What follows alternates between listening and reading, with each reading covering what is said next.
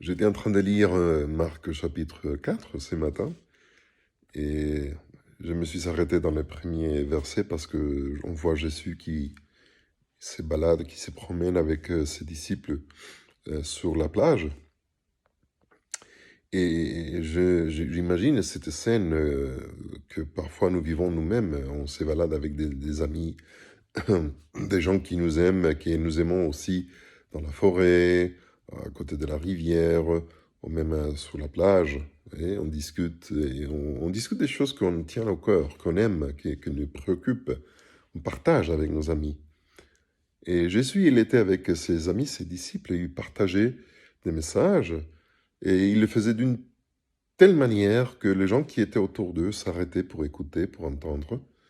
Et dans un certain moment, il avait une telle multitude qu'il a dû se monter sur un bateau et rentrer dans l'eau pour que tu le puisses écouter, entendre qu'est-ce il disait. Il était en train de dire.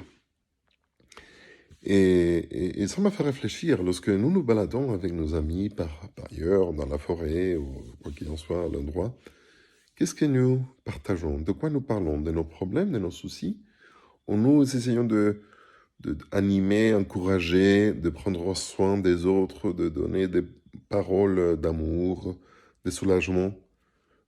Est-ce qu'on le fait d'une manière que on est passionné sur le sujet, dans le bon sens, au point que les gens qui nous entourent parfois s'arrêtent et il dit, waouh, j'aimerais bien écouter ce qu'il dit. Ça m'est arrivé quelquefois de voir que les gens s'arrêtent autour de moi lorsque je parle d'une manière que je suis passionné ou et les gens voient que je maîtrise les sujets.